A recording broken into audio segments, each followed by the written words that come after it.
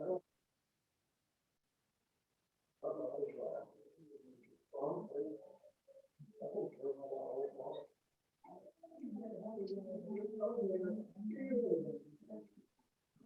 everyone. It is 6:31.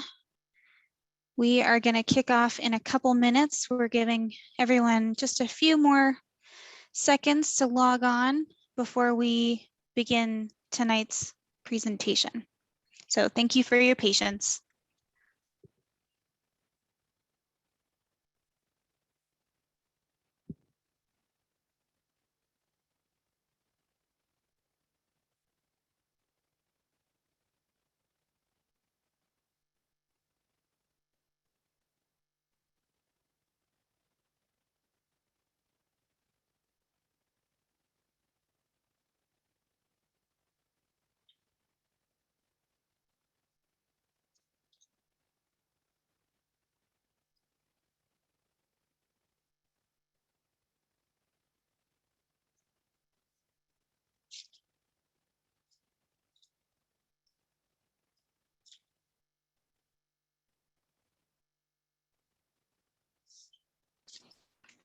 Okay, we're going to go ahead and get started. So good evening, everyone. My name is Laura Thompson. I'm with SWCA Environmental Consultants. I'm going to be moderating tonight's virtual public meeting. I want to welcome everyone to the public involvement meeting for the JAWL Relief Route. Just as a heads up, we do anticipate that the presentation portion is going to take about 30 minutes, and everyone who's joining will be muted throughout the presentation. And then at the end, you'll have an opportunity to speak. We'll have a little Q&A session, and you can raise your hand at that time. We will call on you and give you the ability to unmute yourself, at which point you can provide your question or comment. So if you've joined this meeting without using the Zoom application, either on your computer or your phone, if you've just called in, you can still follow along with the presentation slides. They are up on the website, swcavirtualpublicinvolvement.com/JAWL, and there's a PDF version on the right side of the screen. Okay, so I'm going to turn it over to Mr. White from the City of JAWL. He's going to do a brief introduction of the design team and some of the stakeholders that are in attendance. Thank you. I'd like to welcome everybody on board tonight. I see we've got Gabby from Stantec here, Clay Kuntz from Stantec, Laura Thompson. I believe we have Neva Romero's on, and I'd like to thank the mayor for joining us tonight. I was trying to see, we do have about 8 other attendees. I appreciate everybody being here tonight. I believe this is our last public meeting. After this, once the study is done, then we'll be taking this to the city council for discussion and vote on what they want to do. So again, thank everyone for being here. Mayor, if you're there, if you have a few words of wisdom tonight.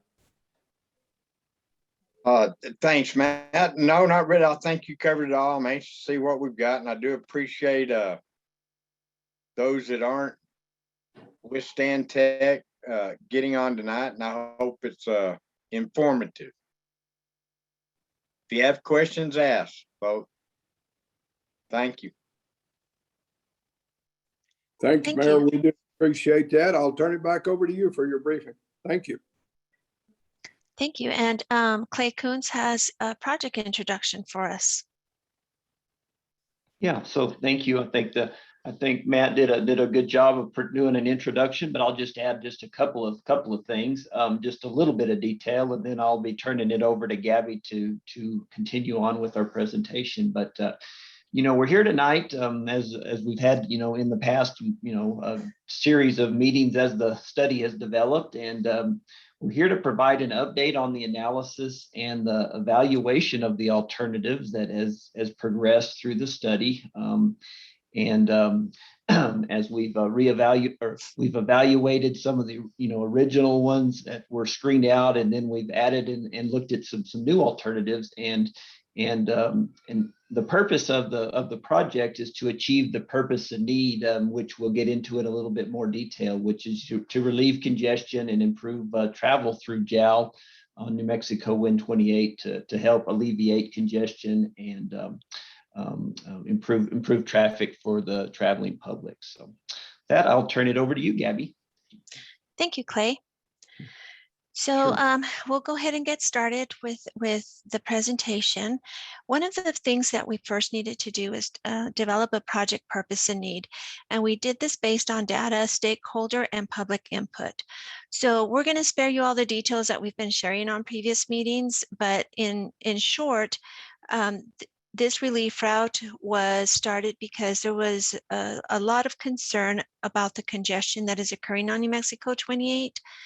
And one of the things is that we heard from everyone is that there needed to be some improvements to the pavement conditions through JAL. So this study was started prior to the current project that New Mexico DOT is working on right now. So that for the most part, I do believe this bullet is going to be satisfied as soon as the DOT brings their project to fruition. But we left it on here because it was one of the needs that was identified. Another need is to improve travel times, capacity, and congestion for existing traffic and future traffic projections. So there's a lot of congestion right now, and that needs relief. And of course, with the city growing, there's probably going to be increased future traffic projections. So we needed to accommodate for those as well. And there's been quite a few accidents on New Mexico 128, so a lot of residents felt that we needed to include some highway safety improvements. And what was also important is to maintain some system connectivity with New Mexico 128 that runs east-west, and New Mexico 18, which runs north-south, and New Mexico 205, which is south of New Mexico 128, and north of there it is 3rd Street. And a relief route for east-west traffic to avoid forcing traffic onto existing narrow residential streets was also a need. So the congestion seems to be coming more so from the east to the west and the west to the east than north to south and vice versa.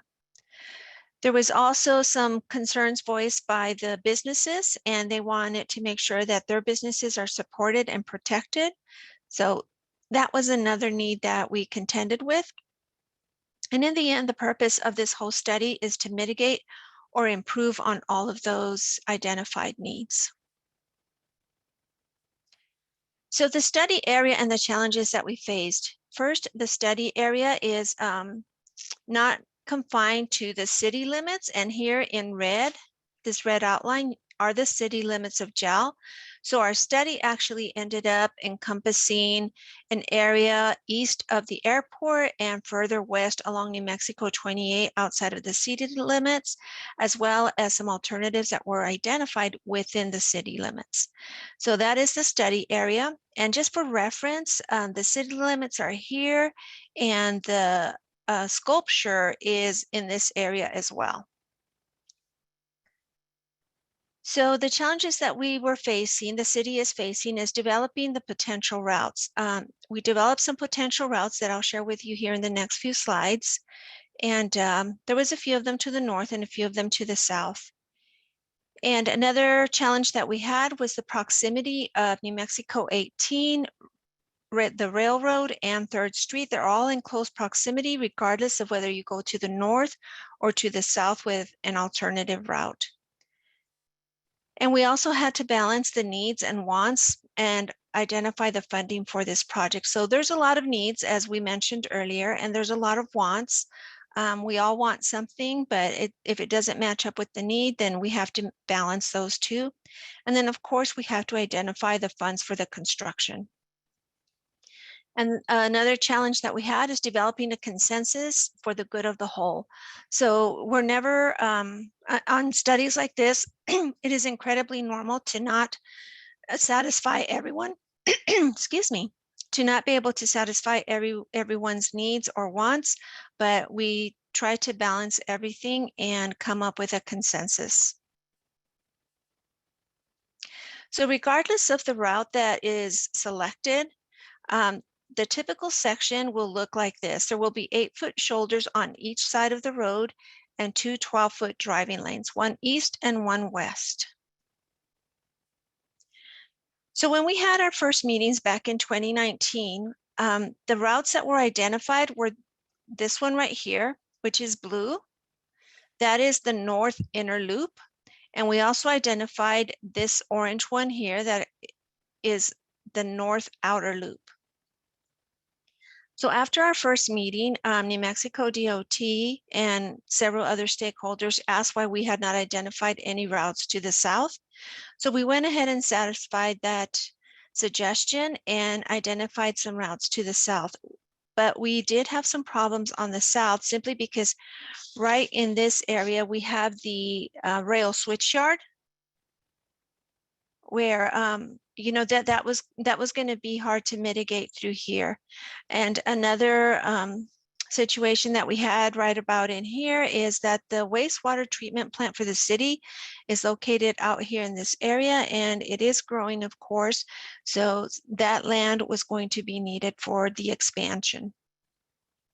So that left us with the north outer loop and the north inner loop.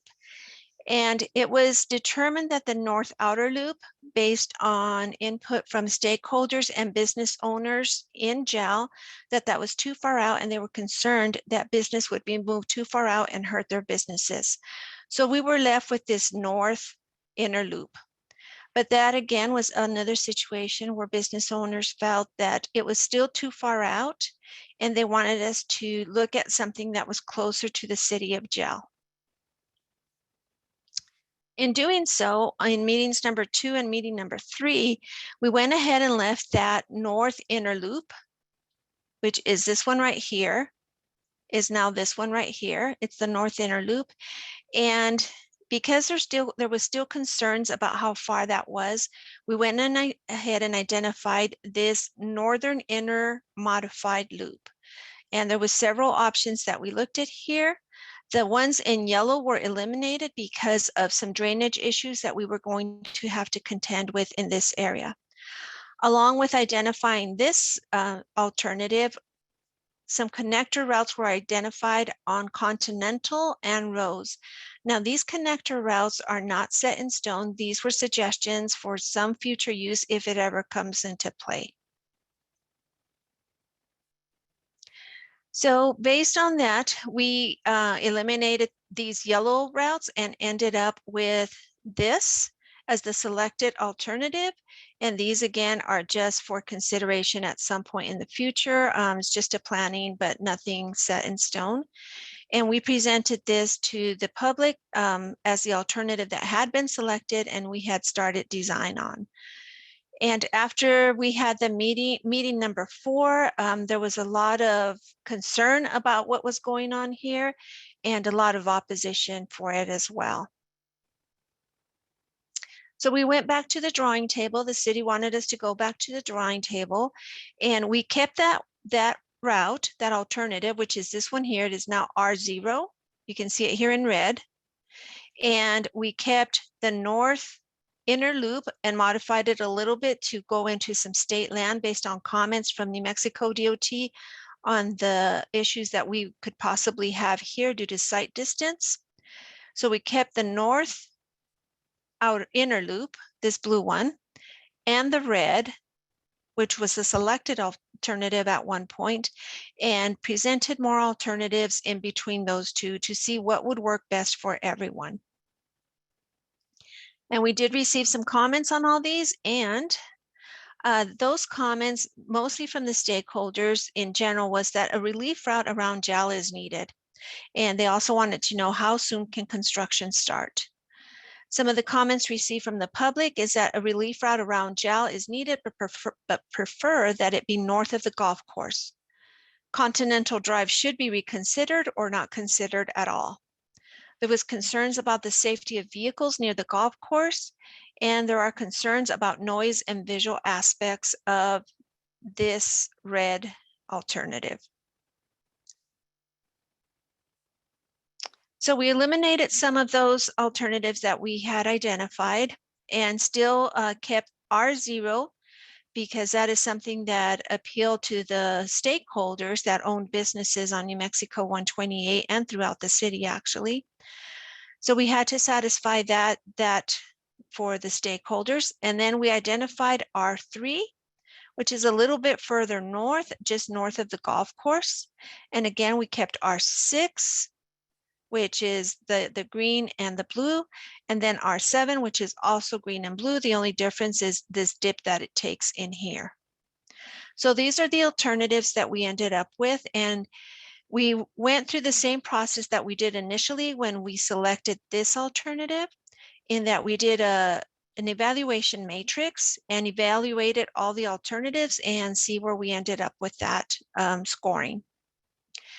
So I know this is difficult for you to see. This is the writing on it is small. The document is fairly large. So I will go through this individually and let you know how the scoring ended up on all of these alternatives. But what we do have on here is we have evaluation factors here, and we'll go through those here in the next few slides. And then we also have a weighting factor. Some of these factors were, although everything is important, some of them the city felt that they needed to be weighed double because they carried more weight based on input from the public and the stakeholders. So we evaluated the no build alternative because that is always an alternative. And then R0, R3, R6, and R7, which are these here, R0, R3, R6, and R7. So the first criteria that was evaluated was the response to purpose and need for the stakeholders. And we also evaluated the exact same situation for the public with the exact same criteria and the exact same question. As you will see, this is the same. This is for the public and this is for the stakeholders. So once these were scored, the no build alternative, so the scoring runs from 0 being bad to 5 being best. And as I mentioned, some of them carried a double weight. This one criteria carried a double weight. So for the no build alternative, both of these for the stakeholders and the public scored a 0 because it did not meet the purpose and need. And then for, I'm sorry, I'm going to finish running through all of them and then I'll go through them individually on the map. That way you'll know what we're talking about on there. So the next criteria that we also had was the constructability. What are the constructability traffic control impacts that we're going to have to deal with? We need to consider utilities, drainage, and geotechnical impacts for that. The other criteria was impacts to right-of-way property owners and or mineral rights. So I do want to clarify that this is impacts to property owners that we would potentially have to purchase right-of-way from. So it does not include the impacts to property owners that are next to property owners that own the right-of-way, if that makes sense. So the number of property owners impacted and the right-of-way footprint, they needed to consider that, the folks that were evaluating. So a low number of impacts receives a higher score and a high number of impacts receives a lower score. And environmental considerations, I'll let Lara talk about this a little bit. Thanks, Gabby. So because the project team is beginning again with a new set of potential relief routes, SWCA is going to be restarting our environmental review of these study areas. So the cultural surveys and biological surveys that were originally conducted along the original preferred alternative will likely need to either partially or completely be redone, depending on the preferred project footprint. So the surveys will be conducted once a new preferred alternative is chosen to move forward for detailed analysis.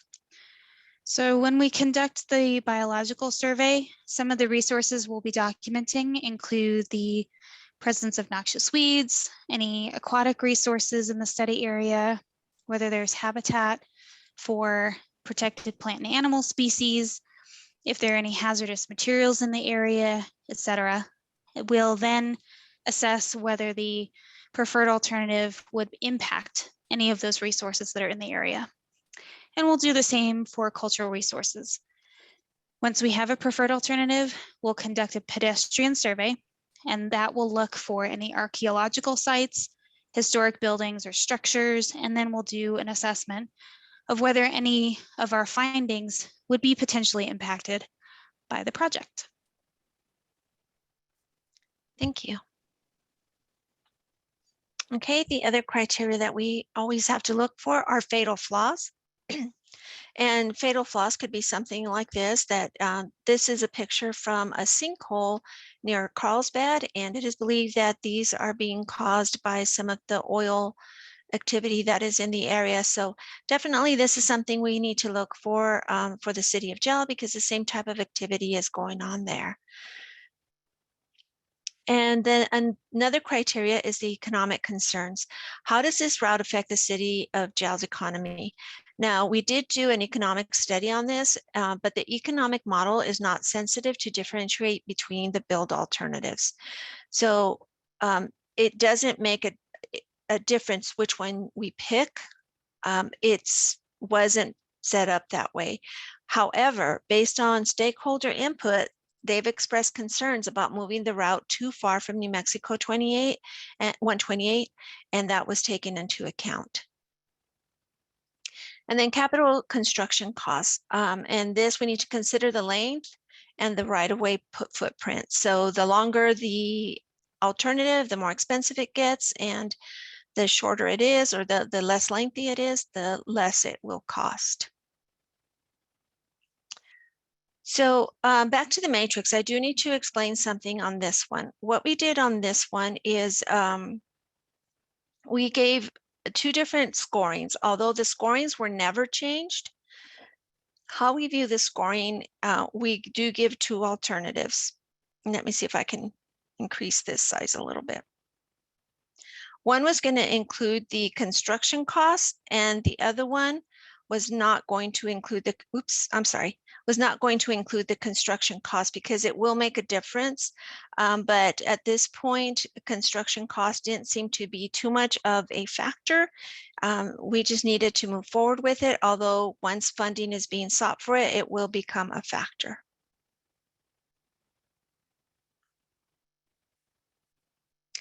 So now I want to just walk you through what the scoring did for these, and the decision that the city council has to make now based on all this information. So when we evaluate it for the purpose and need for the no build, as I mentioned earlier, that received a score of 0. The original selected alignment on purpose and need for the stakeholders, that scored a 10, which is the highest it could score. And for the public, that scored a 2, which is a low scoring, because the public does not like this alignment. And for R3, the stakeholder purpose and need was met with an 8, and the public purpose and need was met with a 6. For R6, that scored a 6 for the stakeholders and an 8 for the public. The stakeholders do not, as I mentioned earlier, want the route to go too far to the north. However, the public prefers that it go further to the north. That's why the scoring is as it is. And for R7, it was similar. The public scored R7 an 8. Actually, the public didn't score it, but the officials that were scoring it for the public gave that an 8, and R6 a 6. And then for the constructability on the no build, that was scored a 5, because if you don't construct anything, then there is nothing to contend with on constructability. R0 scored a 4, which is a higher score, not the highest, but it is a higher score. That was a 4, because dealing with this situation right here compared to the other alternatives where we have to cross traffic across New Mexico 18, the railroad tracks, and 3rd Street, it's easier the closer they are together. So with that in mind, when we move to R3, that's scored a 3 because this is beginning to separate a little bit and it's going to be a little bit harder. As also here, we may even consider this situation here a fatal flaw. It's a planned development, and it's my understanding that there is now a concrete slab out there. So getting across here is going to be nearly impossible. And R6, because of this separation here, constructability is going to be hard as it is in R7. So R6 scored a 2 and R7, the further it is apart, scored a 1. So that's a low score for that. Impacts to right-of-way property owners, as you can see here in this area on R0, well, on the no build, there is not going to be any impacts to property owners if we don't build anything, so it all stays the same. That scored a 5. That's a good thing. We're not bothering anyone. R0, there isn't going to be that much impact to the right-of-way property owners, but there is a few here that we were going to impact. So that scored low. That was a 1. R3, because of the impact that we're going to have here, that scored a 2. And R6 and R7, they're further out here, and we're just impacting, for the most part, 3 property owners. That scored a 3. 6 and 7 scored a 3. So then on environmental considerations, the no build scored a 3, R0 scored a 1, mostly because of socioeconomic situations and noise analysis and such that hasn't been done yet. R3 scored a 1 also, those are low scores. R6 and R7 scored a 3, which are a bit higher. And fatal flaws, we didn't score any of them because we have not identified any fatal flaws yet, except for possibly here because of the development there. And that has been taken into consideration in some of the other scorings. And then economic concerns. The no build, we do nothing. Everything goes on as it is right now. We scored that an 8. Business continues to happen here in this corridor, so that scores an 8. R0, because it's not too far off from New Mexico 128, that also scored an 8. R3 is getting a little bit further away from the city, which some stakeholders are concerned about. That scored a 6. And then these that are further out, of course, are the concerns that we've heard from the beginning when we first started presenting alternatives. So R6 and R7 scored a 2, and that is a low score. So what does all this mean? If we don't take capital construction costs into account, the no build alternative scored a 21. R0 scored a 26. R3 also scored a 26. These two were equal. R6 scored a 24. And R7 scored a 23. So R0 and R3 are still the leading alternatives score-wise if you don't take construction into account, constructability. But I will note that the scoring is so close between a 26 here, a 26 here, and the 24 up here. They're so close that City Council will have to make a decision, and they'll decide which one they go with.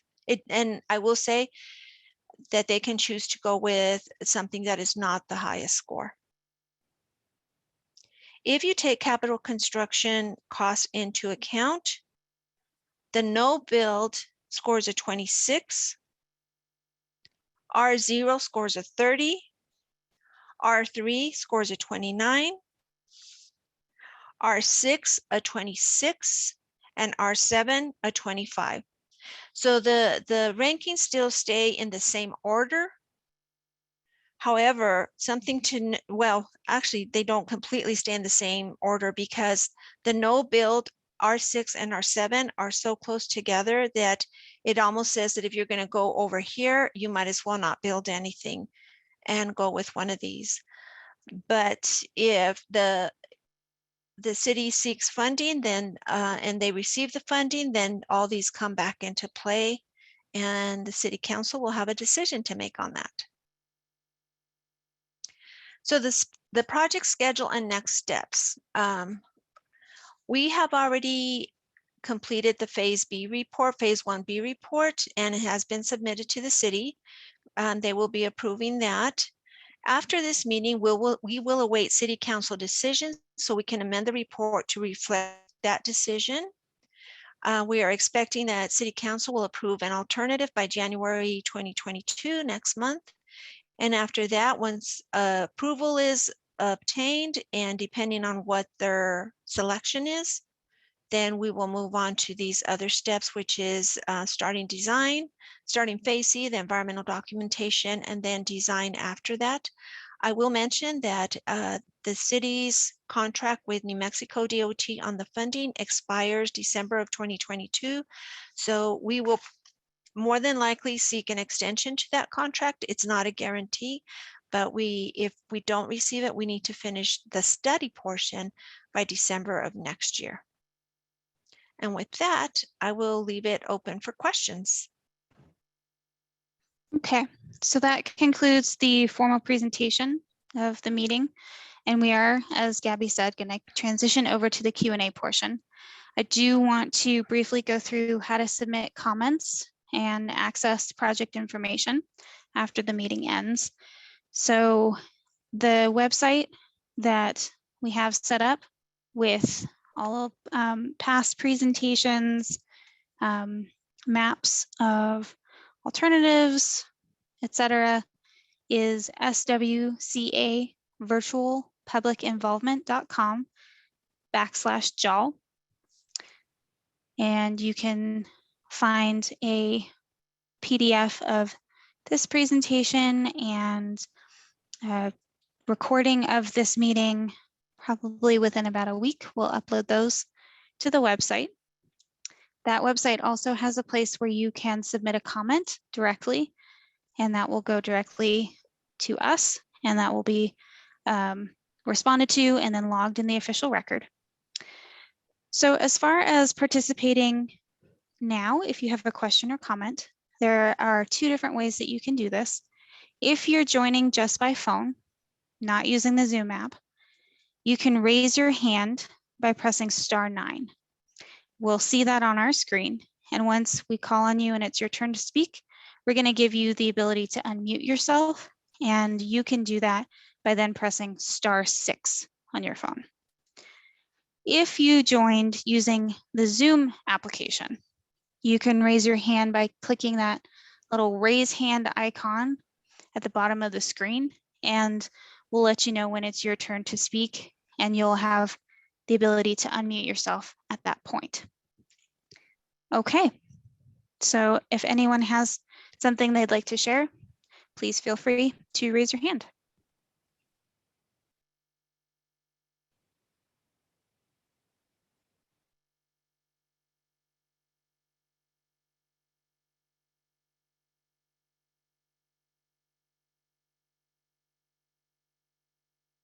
Lara, I did have a conversation with a Mr. Ronnie Wells earlier today, and he may have something to comment. So Mr. Wells, if you have a comment, I know you're joining by phone, you need to press *9. Do you happen to know the last 4 digits of his number? Because I can see if he's on, and we can give him the ability to unmute himself if that's the case. 7802. Okay. I don't actually see that number on here, but we do have a hand raised. So the number ending in 3276. Can you hear me? This is Ronnie Yes. Walls. Mm-hmm. Yes, sir. Okay. I was hoping to be able to have the map that would have identified the various R numbers that you spoke about, the R3, R6, R9, or whatever. I was unable to acquire that map today. So I guess I need to get out and do a little bit more looking to get that map. My biggest concern was where you were going to come off of 128 and go back, I suppose, to the northwest to make the bypass, whether it's in the city limits or whether it's on further to the north. I live just to the west of the airport, somewhere between the airport and there's a power station here. And I can see an issue if the road cuts back to the north in this area, it's really going to affect traffic backup, possibly even as great or greater than what we see on 18.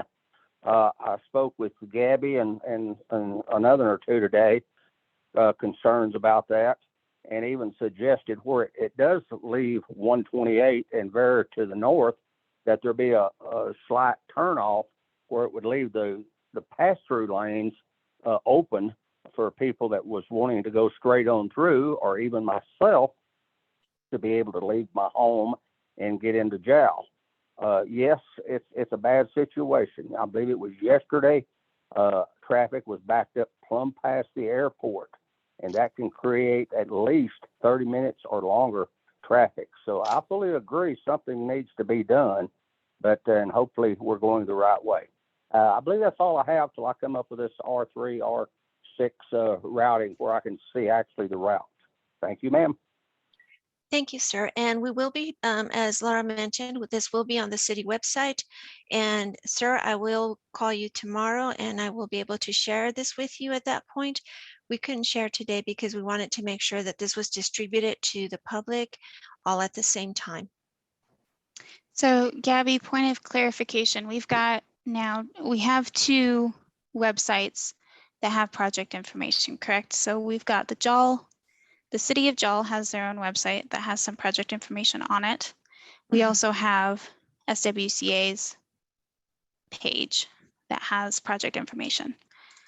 So Yes. both of those in the next couple days, sir, will have that map that you're looking for so you can see in better detail what's being considered.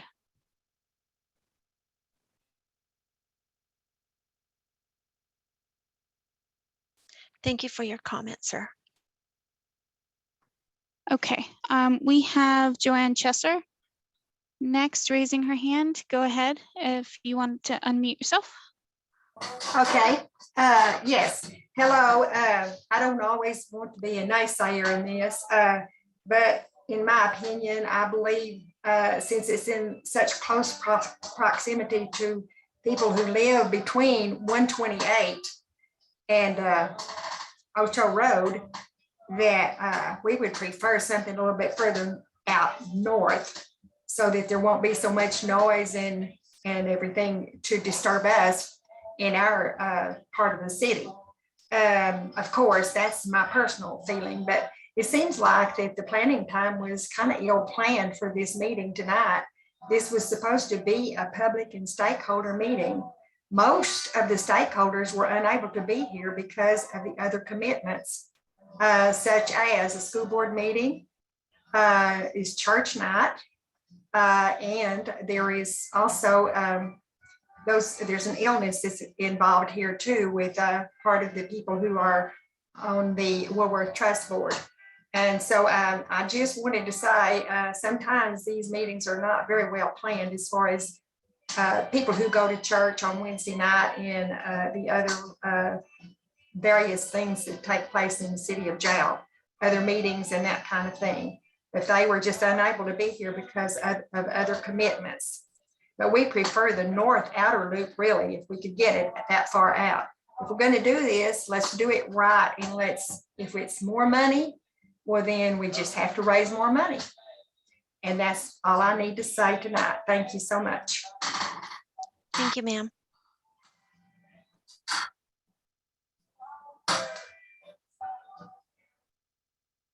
Okay, we have Mauricio Valeriano. Go Good ahead. evening. Good evening. This is Mauricio. I'm the police chief here in Jowell. So I'd really like to just speak a little bit about the truck route, and we support the city, and we want to try to move forward with this project. And what it's become for us is a public safety issue. For most people, it's just an inconvenience, or maybe just a time delay, but for us, it's becoming a public safety issue. So we're on board with whatever the city has to do to make this plan move forward. Then that's basically, that's all I wanted to say. Thank you, sir. We appreciate your input.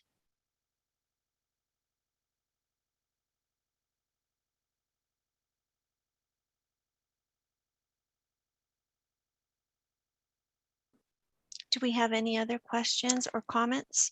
We don't have any raised hands at the moment, so the floor is open for anyone else who wants to make a question or a comment.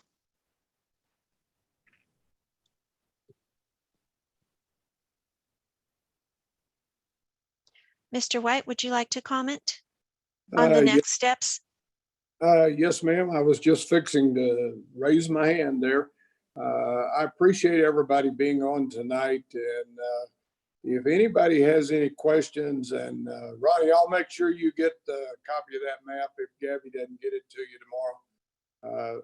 I'll print out a copy at the office and bring it to you if I need to. I do thank everybody for their inputs.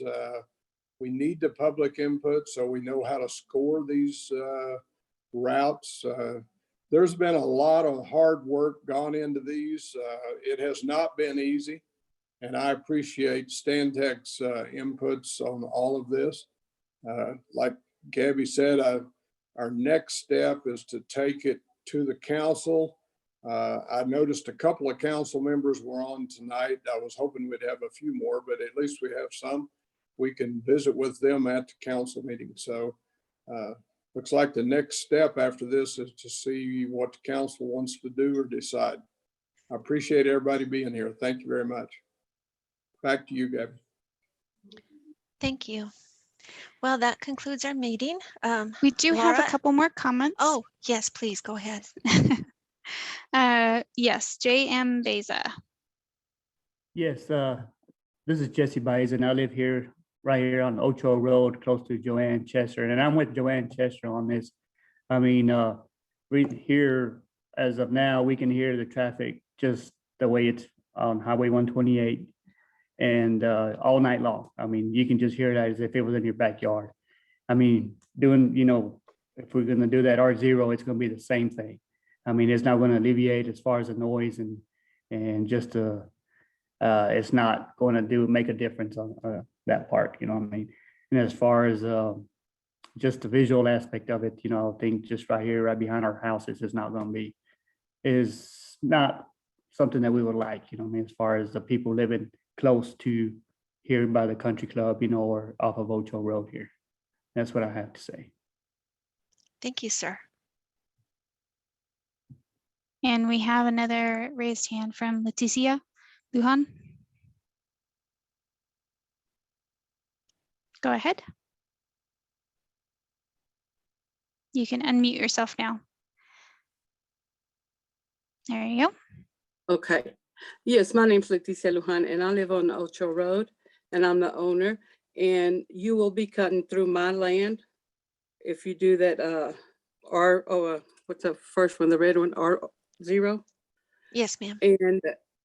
And my son could not make it today because he was in church. So he wanted to be here, but he could not, and he was in church. And I also, like Miss Chester, want to know why it was done on a Wednesday night. So I can comment to that, and I do apologize for having it on a Wednesday night. We are in a schedule. Let me show you that schedule again. We're trying to put all these meetings on schedule to make sure that we deliver by December of 2022. We were trying to have this meeting actually yesterday. We suggested tomorrow, and this seemed to be working out with the people that were giving us input on it. So we do have this meeting today. If your son would like to give me a call tomorrow, or contact Neva Romero, I can certainly go through this presentation with him. Okay, well, I do want to say that I am against this because you do hear this trucks going through on 128. And if it's going to be put right there in front of our yard, we're going to hear it too. And I suggest go with that R6 or R7. That's my belief on this. Thank you, ma'am. You're welcome.